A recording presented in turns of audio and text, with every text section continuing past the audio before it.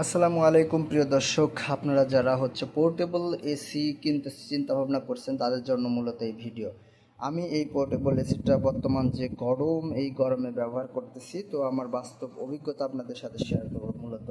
তো এই পোর্টেবল এসিটা আমি এই গরম পড়ার পর থেকে চালাচ্ছি। আর আমার রুম মূলত 150 স্কোয়ার ফিটের মতো, আপনারা হয়তো দেখলে বুঝতে পারবেন। 150 স্কোয়ার ফিটের মতো আমার এই রুম। তো আসলে কেমন সার্ভিস পাচ্ছি আপনাদের বলি। এই পোর্টেবল এসির সার্ভিসটা আসলে খুবই ভালো, তবে আপনারা যদি মনে করেন যে স্প্লিট এসির মতো, তবে সেটা না। তবে হ্যাঁ, ঠান্ডা খুবই ভালো। এই পোর্টেবল এসি মূলত 120 স্কোয়ার ফিটের হয়ে থাকে। 120 স্কোয়ার ফিটের জন্য এই পোর্টেবল এসি ভালো। বা 100 স্কোয়ার ফিট যদি আপনার রুম হয়, তাহলে আপনি খুব সুন্দর ঠান্ডা বাতাস পাবেন এবং আপনার রুম ঠান্ডা হয়ে যাবে। এখন কাদের জন্য পোর্টেবল এসি না, মূলত যারা আপনাদের রুম 120 স্কোয়ার ফিটের বেশি, তাদের জন্য পোর্টেবল এসি না। আপনারা যারা আবার চাচ্ছেন যে স্প্লিট এসির মতো ঠান্ডা বাতাস চান, তাদের জন্য পোর্টেবল এসি না।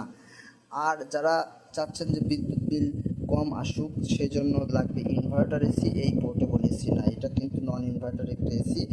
আর এটা 1000 ওয়াট বলা থাকলেও এটা কিন্তু আপনার কারেন্ট অনেক বেশি খায়, কারণ এটার ইফিসিয়েন্সি অনেক কম।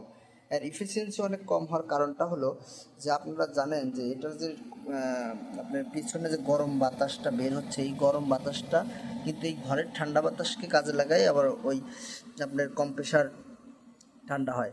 তবে দেখেন, এটাতে প্রচুর পরিমাণে পানি নির্গত হয়, আপনারা দেখতে পাচ্ছেন কিনা। এই যে এখানে আমার বালতিতে পানি পড়তেছে, আর এই যে গরম বাতাস এখান দিয়ে বের হয়ে যাচ্ছে। তো এই পোর্টেবল এসির মূলত বিষয়।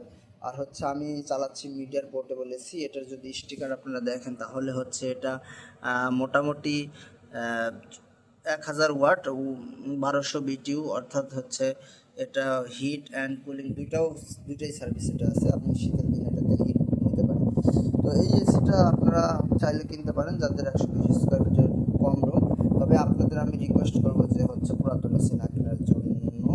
অর্থাৎ পুরাতন এসি যদি কিনেন, তবে 1 বছর যদি ব্যবহার হয়, 1.5 বছর ব্যবহার হচ্ছে, ডকুমেন্ট আছে, এরকম দেখে কিনবেন, তাহলে আপনারা ঠকবেন না। আর ঠান্ডার কথা যদি বলি, তাহলে আপনাদের যদি 100 স্কোয়ার ফিটের মধ্যে হয়, তাহলে রুম খুবই ভালো ঠান্ডা হবে, প্রপার যদি ভেন্টিলেশন করতে পারেন।